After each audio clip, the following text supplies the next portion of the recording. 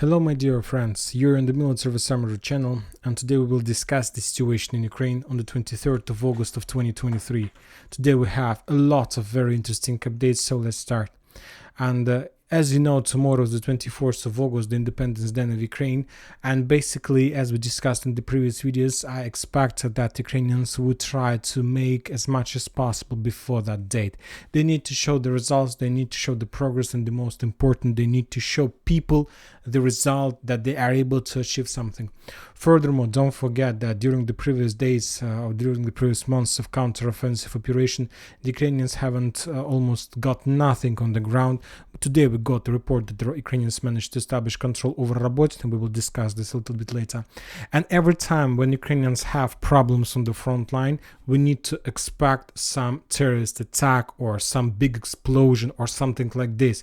Because the Ukrainians, when they're losing, they try to change the media focus on something else, on something that is bigger and louder than the problems on the combat line. And for example, today, before we continue with significantly interesting updates, for example, today we got the piece of news in the internet that Ukrainians are planning to open another cemetery for more than 600,000 soldiers. Furthermore, the President Zelensky reported today that the military authorities asked him to increase the speed of mobilization, and the military authorities asked him to mobilize another 200,000 soldiers, another 200,000 of Ukrainian soldiers. What does it mean? When the Ukrainians are saying that they are going to mobilize 200,000 soldiers, that means that Ukrainians are going to mobilize 400,000 soldiers. The big number they are saying to people that they need to understand that they're going to be a total mobilization, but they're not saying the real numbers because they don't want people to start running away from Ukraine. So this is the first bad update, for example, for the Ukrainians of today about upcoming mobilization, about the cemetery. The Ukrainians do have a lot of problems on the combat line. They have captured, probably or not, Robotyne, and we will discuss this. They were defeated in Klishchiivka, significant number of losses, and the Ukrainians currently of today, by the 23rd of August, before the Independence Day, they had just one option: to start terrorist attacks, to start doing something bad on the territory of Russian Federation or somewhere else, to change the focus from the bad events in Ukraine.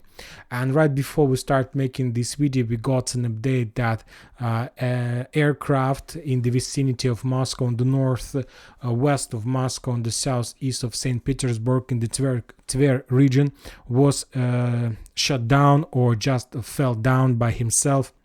Anyway, what is so special and so important in this aircraft, the sources are saying that this aircraft belonged to the head of Wagner, Yevgeny Prigozhin.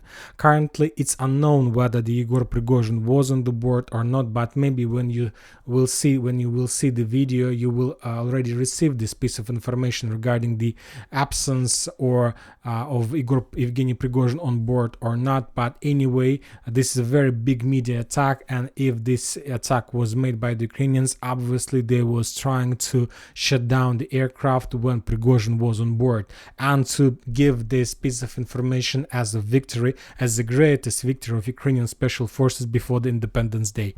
So anyway, this is a part of puzzle. Of course, we can say that Prigozhin have a lot of enemies in the Ministry of Defense of Russian Federation, of course, but we will not discuss these possible solutions because today we have a tragedy. People were died as a result of something that happened, something with the aircraft.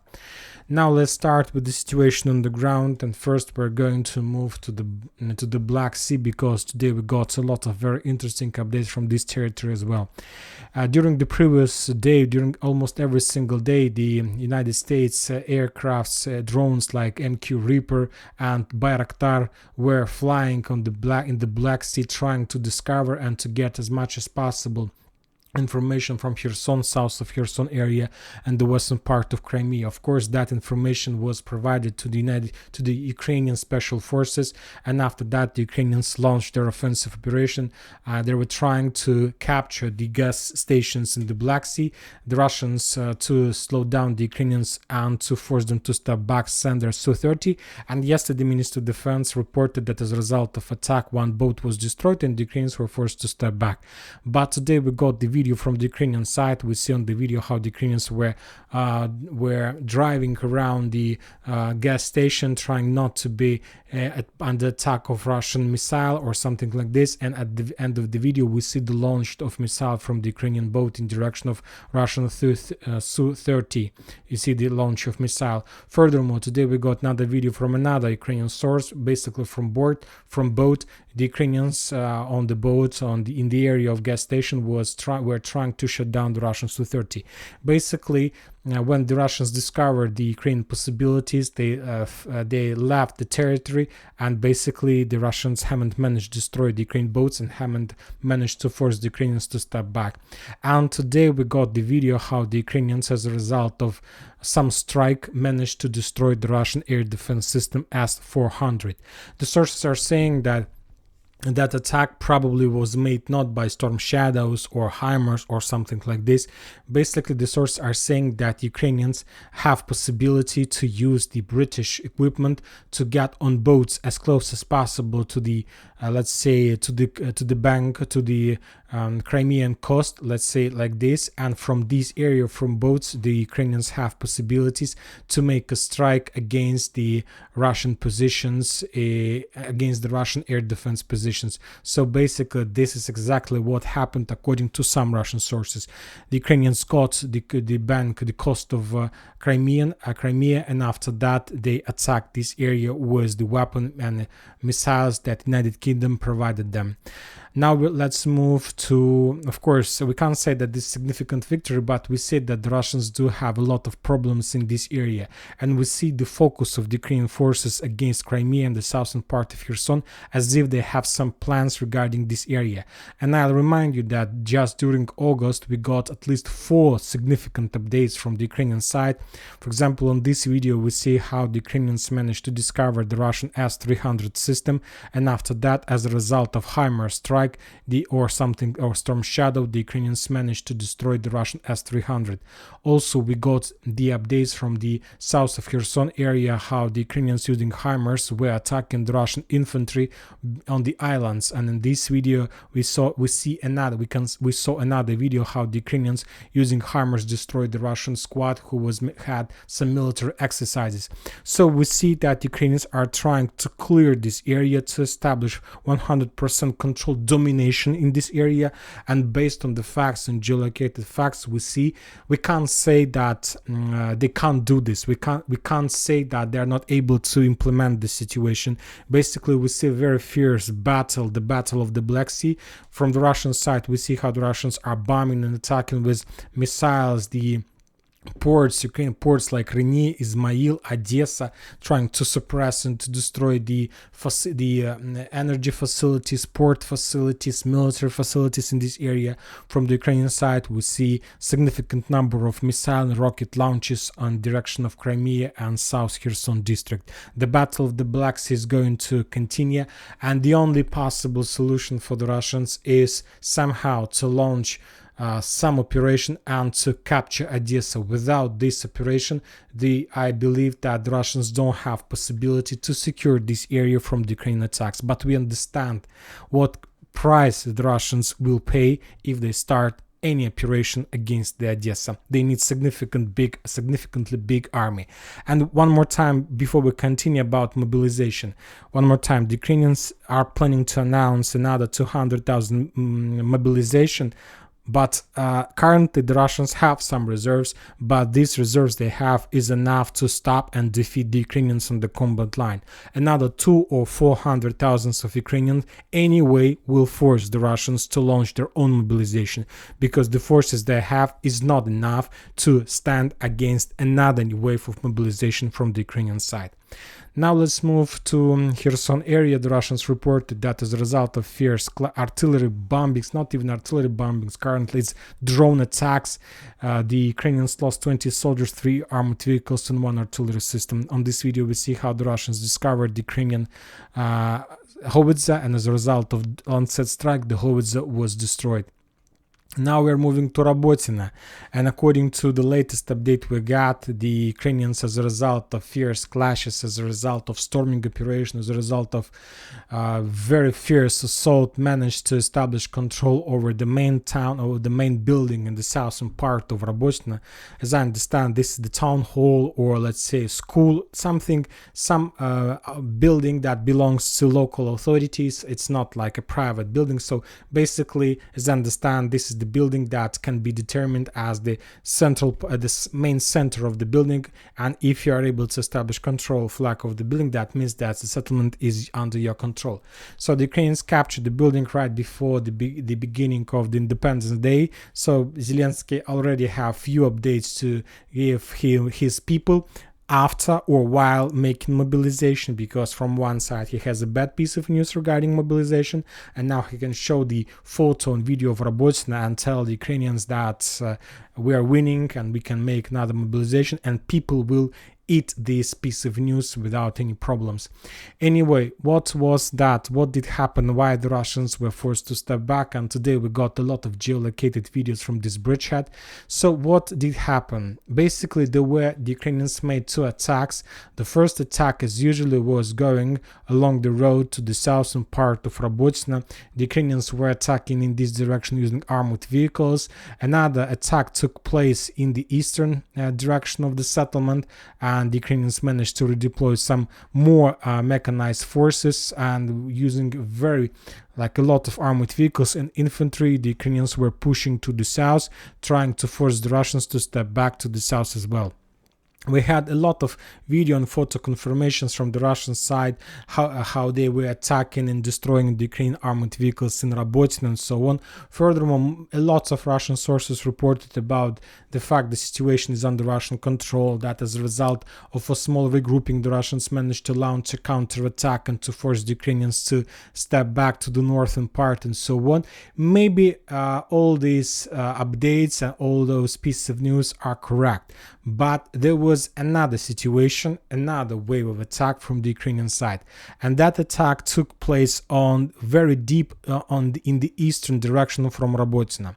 And when talking about this direction, mainly the Ukrainians were using just infantry to attack the Russian positions. There were no armored vehicles, there were no tanks, there were just infantry, light infantry that were moving along the forest lines, and the main purpose and the main goal of that attack was to establish control over the trenches, over the forest, over the fortifications that located between Robotyne and Novopokrovka. So basically the Ukrainians were planning and were trying to establish control over this area. And if the Ukrainians were able to capture this area, of course, that would be the operational or even a cauldron of the Russian forces who left or who stayed in the southern part of Robotyne. The Russians, of course, saw everything. They discovered that attack, and during all way long, the Russians were bombing and shelling the Ukrainians with drones. Significant number of drones attacks, significant number of forces were destroyed as a result of those attacks by the Russian forces. Probably up to from 100 to 200 of soldiers were killed or damaged or wounded as a result of that attack. But the Ukrainians were continuing moving. They were moving and moving very slowly to the south, just with infantry, and at some point of the day we got another video how the Ukrainians started bombing and shelling these forest line between Robotyne and Novopokrovka, and basically the Ukrainians made a, let's call it, artillery preparation before the final storm of the Ukrainian forces in this direction. So as soon as the Ukrainians, as you can see, the Ukrainians were using artillery shells, cluster rounds, all types of weapons they have. So basically as soon as the Ukrainians got this line, the Ukrainians started bombing these fortifications. Probably that was artillery preparation. They managed to suppress the forces, probably to force some forces to step back. And after that, there was another attack. And probably that was the reason why the Russians took a decision to step back. They realized the risks of being encircled by the Ukrainians. And because of that, they took a decision to step back to the south and to leave Robotyne at all. I'm not saying that the Russians are not going to return control over the settlement. Probably they will make attempts during the night to counterattack, because tomorrow is Independence Day, and of course the best thing the Russians can do is to return control over the settlement. But from the other side, we understand that Ukrainians, after the video of the flag of Ukrainian flag in the, above the town hall, they will not count the reserves and manpower, and they will send more and more forces inside of the settlement. So probably, and there are very high chances that the Russians will not be able to return back control over the settlement. Not because they can't. Yes, they can, but whether it's smart to pay such a big price for the ruins. Maybe it's not worth it. Maybe it's better to step back, to regroup, and to get ready before the next wave of Ukrainian attacks that obviously will be, well, even of course when talking about the new waves of mobilization. The Russians reported that as a result of fierce fightings on the Bradley Square, the Ukrainians lost 180 soldiers, 4 armored vehicles, and 6 artillery systems. The Russians, according to the information, managed to repel 4 attacks, but we see that that wasn't enough. Now we're moving further. While we're moving further to the Vremivka tactical bridgehead, the Russians and the Ukrainians restored their activity in this area. If you remember, we discussed that Ukrainians, after the fall of Robotyne, launched their offensive operation among the fields. They were completely defeated, and furthermore, they were forced to step back. And after that, the Russians managed to restore their positions in the fields, and basically by today, by the 23rd of August, the Russians managed to restore control over the fields, and currently this is the Russian bridgehead foothold between Urozhaine, Zavitno-Bazhanye, Novodonetsk, and Kremenchuk. And by the way, while making this video, I got a report from my assistant that Evgeny Prigozhin was in the list of persons on board of the airplane that was shot down in Tver region. So probably there are very high chances that Ukrainian special forces managed to shut down Evgeny Prigozhin, the head of Wagner. So we'll see. Let's follow. Maybe this is speculation or attempt to make the situation hot. So we'll see. Anyway, the Ukrainians continue clearing. So as after the Ukrainians were forced to step back towards Makarova, Urozhaine, and the Russians managed to capture the forest lines in this area, and the Ukrainians started everything from the beginning. We got the video how the Ukrainians managed to discover the Russian ammo depot, and as a result of artillery strike, they destroyed that ammo depot. We have another video how the Ukrainians were using the tank, were bombing and attacking the Russian positions in the forest with their tank. So we're just using these videos to geolocate and to confirm that the Russians managed to restore their positions in the fields between the settlements. The Russians reported that as a result of fierce clashes in this area, as a result of artillery strikes, as a result of bombings and shelling, and the Ukrainians lost another 145 soldiers, 4 armored vehicles, including one tank and 1 artillery system. Furthermore, we got another video from the Russian Ka-52 that show us the work and the results of missile strike against the Ukrainian tanks and armored vehicles between the fields somewhere in the vicinity of Urozhaine. As a result of, as you can see in the video, as a result of strikes, few more armored vehicles were destroyed. Now we are moving further to the South Donetsk area, and we got a lot of very interesting updates from this bridgehead, a lot of updates from Krasnogorovka, just one update from Novomykhailovka. The Russians continue storming operation in the direction of the settlement from the north and from the south, and currently the Russians are trying to clear and suppress the Ukrainian forces using drones. On this video, we see how the Russians discovered the Ukrainian artillery system, and as a result of drone strike, that artillery system was destroyed. Then there was a fire and explosion. Now we are moving further to Krasnogorovka, and we got also a lot of very interesting videos. The Russians continue suppressing the Ukrainian positions in the side of Krasnogorovka itself using the air forces, guided bombs, artillery strikes, all types of weapons they have. Currently, there are a lot of Ukrainian forces inside the settlement, and there are still a lot of jobs to do before the Russians are able to launch offensive operation, not even capture. This is the main base of 79th Brigade. They're located there. And as you can see, as a result of another strike against the industrial area, probably the Russians managed to destroy some accumulation of forces or at least ammo depot. Furthermore, the Russians launched artillery preparation against Ukrainian positions on the west of the coal mine. They were bombing and shelling this area every day, and this reminds me the beginning of something bigger like offensive operation, and that was some kind of artillery preparation. So basically the Russian plans, of course, before the next further offensive operation to Krasnogorovka is to capture the fields and to develop their bridgehead in the vicinity of coal mine. But we can't say that everything is so good for the Russians in the coal mine. This is a very tough position. For example, today we got a very interesting video how currently the Russians are trying to supply and support their forces in the coal mine.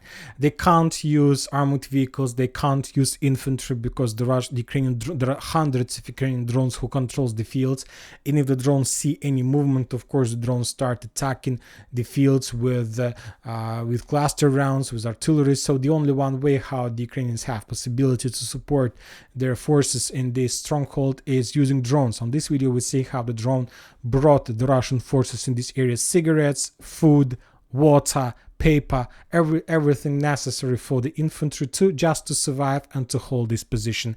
Very interesting situation, very interesting position, and very interesting solution from the Russian side. So this way they can also bring them some pizza, I believe so, or something like this.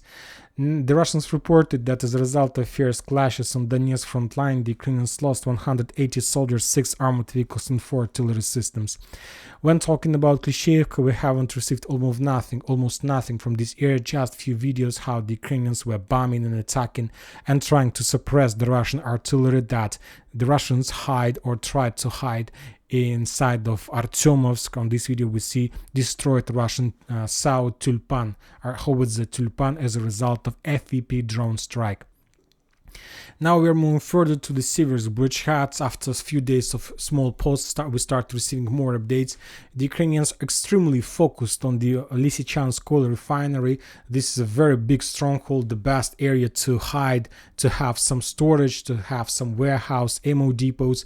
There are a lot of underground facilities. There are a lot of equipment, a lot of places where the Russians can hide this equipment. And of course, the Ukrainians try to use this situation and they try to attack and to bomb and to provide more and more geolocated confirmations of another attacks against the Russian positions. From the Russian side, we got the video how they were bombing and attacking the Ukrainians inside of Siversk.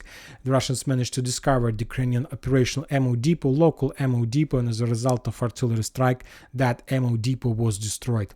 When talking about Liman front line, we haven't received almost nothing. The Russians reported that as a result of clashes in the vicinity of Liman, the Ukrainians lost another 60 soldiers, but as you can see, there are no changes on the ground.